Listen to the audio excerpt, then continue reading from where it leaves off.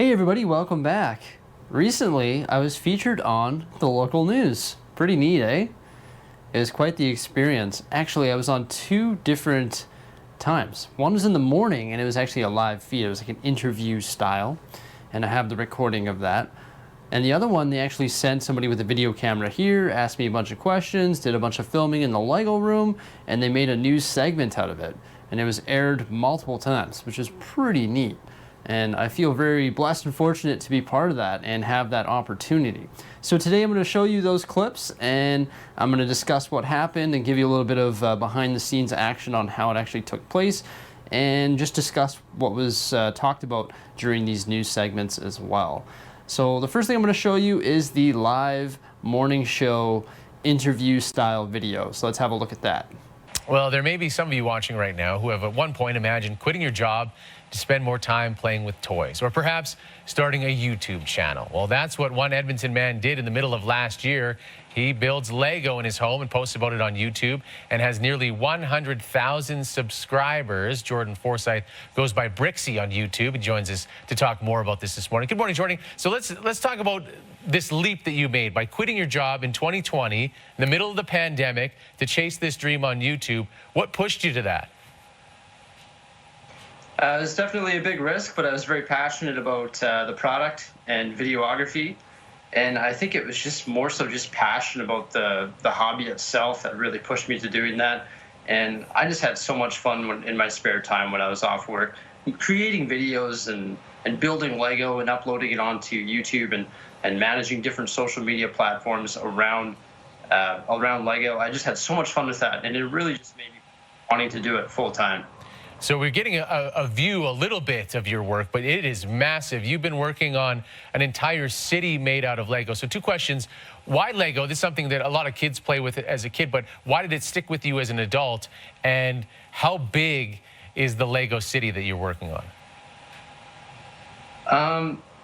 Well, the Lego city itself is 300 Lego base plates. Lego base plates are 10 inches by 10 inches, so it's fairly big. It's got the room itself is about 800 square feet, and around the entire Lego city there's shelves full of the newest and greatest sets. I really like Lego because it really took me away from the world. I got home from work and I started building with this sophisticated interlocking brick system, and it was really cool how you could take all of these parts and pieces and build something quite spectacular. And yeah, it was just a really good thing to do in my spare time, and I thoroughly enjoyed it. And now I'm able to do it full time, so it's pretty fantastic. Now let's talk about the work that is put in, because I think there are a lot of people who watch things on YouTube and think, boy, I could do that, but it's a whole heck of a lot of work. So how much time do you put into building with the Lego, and you also do, unboxing and reveals and the videography and the editing? How much time do you spend every day? I've been doing it each and every single day for about 10 hours a day. Not only since I've started doing it, but I'd say for about the last year or so. Ever since things went into lockdown is what I've been doing, and I enjoy doing it. So I probably average 10 hours a day of creating content and building Lego. And was it the lockdown, like thrusting you into spending more time at home, that really kicked this thing off? No, I started collecting Lego in 2015, May of 2015, and I started my channel in October of 2016. I built Lego pretty much every day since then. I was hooked on the hobby. But yeah, the lockdown definitely helped the channel as more people were at home and they were searching online and watching YouTube videos and just searching for something to do. And a lot of people got into Lego because of the lockdown and everything as well. So. Now, a lot of parents out there are thinking, Lego is expensive. So how can you make money at this? Me personally, it's just YouTube ad revenue. Just anyone who views my channel will get YouTube will present ads to them, and if you watch the ads, then I'll get a little bit of ad revenue from each view. So really, just cumulative views on the channel. And how many views on a video are you looking for when you're going for an idea to get as many views as possible? How many views are you looking for to make it viable for you? Probably about, so the more videos you have, the more views your backlog gets. But I'd probably say about 25,000 views on a daily upload. But then some of my most viewed videos exceeded 800,000, approaching 1 million. So obviously, the more views, the better, the more sustainable it can be. But the more content you have on your channel as well, the more views you get as a whole each day. So it really ranges. My channel averages about 60,000 views a day right now. Wow, that is pretty impressive stuff. Well, congratulations on the risk and the reward for playing with Lego on YouTube. Good for you, Jordan. All right, thank you so much. Glad to talk to you. Okay, it's time for us to take a break. So as you can see, I definitely wasn't my normal self, and I wasn't expecting some of the questions. He asked me, what's the size of the Lego city? I don't know the exact square footage off the top of my head. It's funny, every time I get asked that question, I've got to pull out a measuring tape and go measure, and I have no idea. But I do know that there's ballpark about 300 standard Lego base plates here in the city. So it's pretty big, right? And he asked me a few other questions, like how do I pay for the Lego and stuff like that. So I gave the best answers I could. And I was put a little bit on the spot there, and I felt a little bit intimidated. It's weird, even though I'm on video camera every single day like I am now, and also live every single day with you guys. I felt a little bit different. You know, I'm live, I'm on the news, I got somebody asking me questions. I don't know what those questions are gonna be, but I think I did the best I could to answer those questions. And I think it ended up fairly decent, I guess. It was a pretty cool opportunity to go live on the news. I've been on the news before, but never live. That was really, really neat. And now I'm going to show you the other video segment that they made and they presented and aired on CTV News here in Edmonton multiple times over the last couple days. So that was pretty cool. I will say that the only thing I don't really like about, well, the only critique I have, I guess I should say, is even in the interview that we just saw, they always refer to it as a toy or a kid's toy. And I just think this sort of bothered me. He quit his job to spend time playing with his toys. I didn't really like that because, as we all know, as adult fans of Lego, it's not a kid's toy. A lot of the stuff is marked 18 plus, 16 plus, and I just don't see kids building $800, $900 Millennium Falcons and Colosseums and stuff like that. So I personally don't like how they called it a kid's toy, and you can definitely tell that if you're not a fan of Lego or if you don't build Lego yourself, people don't realize the complexity behind it and the fact that it's actually geared toward an adult audience.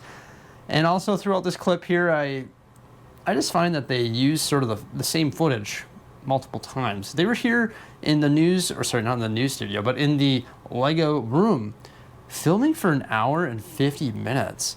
And they also asked me all sorts of different questions, got all sorts of different footage, and I think they could have mixed up the footage a bit, but other than that, I mean, I think this news story is pretty cool. So yeah, here it goes. Coming up, a local man's Lego room and how it has turned into his job. Oh, I don't think I'd necessarily call myself famous, but maybe in the Lego world, definitely when I'm at the Lego store, I get recognized. An Edmonton collector is not letting the pandemic slow him down. He loves Lego so much, he quit his job to spend time with his toys, attracting an online following. Here's Dave Mitchell. My name's Jordan, also known as Bricksie on YouTube, and this is my Lego room. And it's got trains, planes, automobiles, and every single thing a Lego super collector could ever want, including stormtroopers in a hot tub. Around May the 4th, 2015, and of course I was watching Star Wars, and I turned to the wife and I said, hey, what if we bought some Lego? And buy they did. Jordan now has around 800 Lego sets, plus a massive custom-made Lego city and a Lego wall with 15,000 pieces holding a few hundred Lego minifigures. Honestly, I did not think it would turn into this until I bought around a dozen sets, and then I knew there was no stopping it. So this is my Lego city here. So he quit his job in retail, bought a camera, and became a YouTuber, uploading videos and going live to a massive online Lego community. They're bonded by the brick, and they all share something, a passion, which is Lego. and they're all very considerate and kind to one another, it's truly an amazing community that's known around the world, and Lego is just this global phenomenon. He got 10,000 subscribers in 4 years, but once COVID hit and more people stayed home, he drew in 90,000 more in just 12 months. I don't think I'd necessarily call myself famous, but maybe in the Lego world, definitely when I'm at the Lego store, I get recognized. For combining his passion with a paycheck, the big question is, what's all this worth? I'd rather not disclose that. Why not? I don't know. It's a pretty big number. Dave Mitchell, CTV News, Edmonton. So that is just incredible. My takeaway from that story, however, is that it is possible to have a lot of Lego and contain it to and one room. clean it up. And not have it on the floor where I step on it. Maybe you could show my boys that video. Not speaking from experience. No, not at all. It's a timeless toy. So yeah, it's a pretty cool story. There was a little chuckle there at the end asking me the value of my Lego room. I didn't expect them to air that. I'm like, oh, okay. I didn't want to answer that question, but they aired it anyway. It was pretty funny though. It was a good time and quite the experience being on the news. I was on CTV News, which is one of the larger news stations here in Edmonton and in Canada. And ever since we posted that, radio stations and other news networks have actually been reaching out to me. So it's pretty interesting, and it was a good time, and it was a good experience too, you know, especially going live. And having somebody ask me questions, I felt like a hockey player. You know, I felt like put on the spot a little bit, and I wasn't really used to that aspect of it. I really like live streaming with you guys, and it's a lot of fun. And so was this. It was quite the experience to have somebody come down here and film a bunch of different segments and ask me a bunch of questions in the room there. CTV News also shared this story on their Facebook through a couple different articles, multiple times actually. So there's this one here, and then earlier there's this one here as well, which leads us to a couple different articles. One of them, of course, was just straight up the news video, which is this one here that's loading right now. That's the one that we just watched. And then this one here, which is a really cool article. And I actually really like this article. I think it went more into depth about the actual experience that I've had as a Lego YouTuber, and I think it just does a lot of justice for us Lego fans as well. And this is a really fantastic touch that they did that. You can see they included some great photos of my Lego room. Also, they embedded one of my YouTube videos, which is there, and this is doing quite well. It's got 1.4 thousand Facebook shares, as you can see on the bottom here. So it's pretty spectacular that CTV News also created this landing page for us here. And it's pretty cool. I thoroughly enjoy that, and I appreciate that as well. It's fantastic. And I think they did a really good job of it, and I'm pretty pumped on it. I'm pretty psyched to have the opportunity to be presented on the news. It was quite the experience, and I had a lot of fun. Thanks a lot for stopping by. It's pretty awesome. And remember to like, subscribe, and stay tuned. Farewell.